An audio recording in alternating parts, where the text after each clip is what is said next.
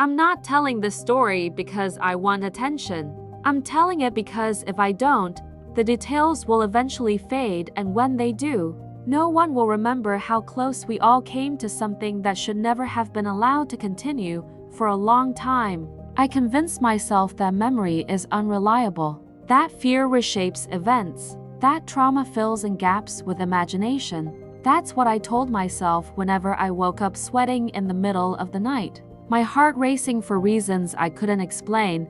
But there are things I remember too clearly to be dreams. 3 years ago, I moved to a quiet neighborhood on the outskirts of the city. I didn't choose it because it was nice. I chose it because it was cheap, empty, and far away from everyone I knew. I had just quit my job after months of burnout, and I wasn't in a place where I wanted company. I wanted silence. I wanted distance. I wanted days to blur together without anyone asking how I was doing.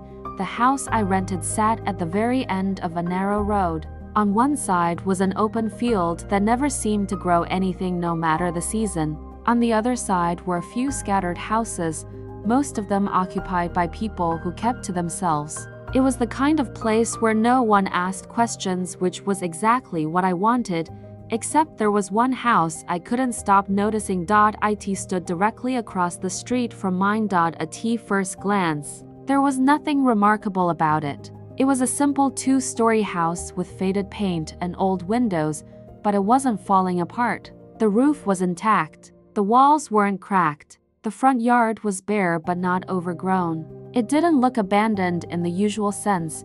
What made it unsettling was how still it felt. No lights ever turned on inside. No sounds ever came from it. No one was ever seen entering or leaving. At night, when the rest of the street went dark, that house didn't change. It was already swallowed by shadow, like it had never been connected to electricity at all. Sometimes I caught myself staring at it longer than I should have, waiting for anything to move behind the windows. Nothing ever did. I asked the neighbors about it during my second week there. Not directly at first. I tried to sound casual, mentioning it in passing. Has anyone lived in that house recently? I asked one afternoon. The woman I was talking to paused just long enough for me to notice. No, she said. It's been empty for years, that was it. No explanation, no follow-up. When I asked another neighbor, a man who spent most of his time fixing his truck in his driveway, I got the same answer. Abandoned, he said, without looking up. Best not to worry about it. That should have been my cue to stop asking. Instead, it made the house feel closer somehow, like it had shifted from being background scenery to something quietly watching. The first time I saw the jar was by accident. It was late afternoon, and the sun was low enough to shine directly through the first-floor window of the house across the street. I was standing outside, scrolling through my phone, when the reflection caught my eye. For just a second, the glass stopped looking black, and I could see into the room beyond it. There was a single piece of furniture in the center of the room, a low wooden table, and on that table sat a jar. It wasn't decorative.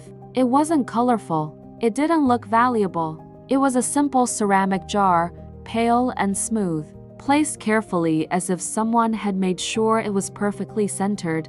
What made my breath catch was the number painted on its side, 6. The number wasn't smudged or faded. It looked deliberate, intentional, like it had been added recently.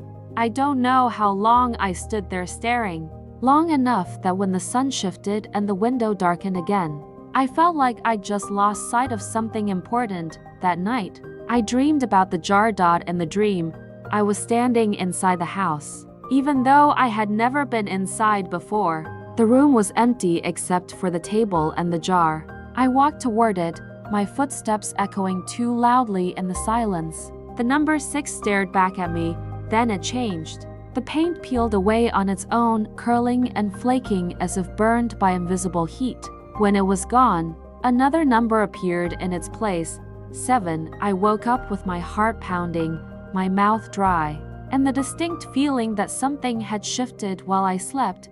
For several days, I avoided looking at the house. I told myself the dream was stress, that the jar was probably just a trick of the light. I focused on unpacking, on reorganizing my space, on convincing myself that I had made the right choice moving there, but curiosity has a way of wearing down resistance. A week later, I crossed the street. I don't remember making the decision so much as realizing I had already made it. I was standing on the sidewalk in front of the house before doubt had time to catch up. The front door was old but solid, its paint chipped around the edges. I tried the handle. It turned easily. The door opened with a quiet creak, and cold air spilled out, brushing against my skin. The temperature difference was immediate, like stepping into a basement. I hesitated, then stepped inside. The house smelled faintly of dust and old wood, but not rot. The floor didn't creak as much as I expected. The living room was exactly as I had seen it from outside, empty except for the table and the jar. I walked closer, my pulse loud in my ears. The number on the jar was 7.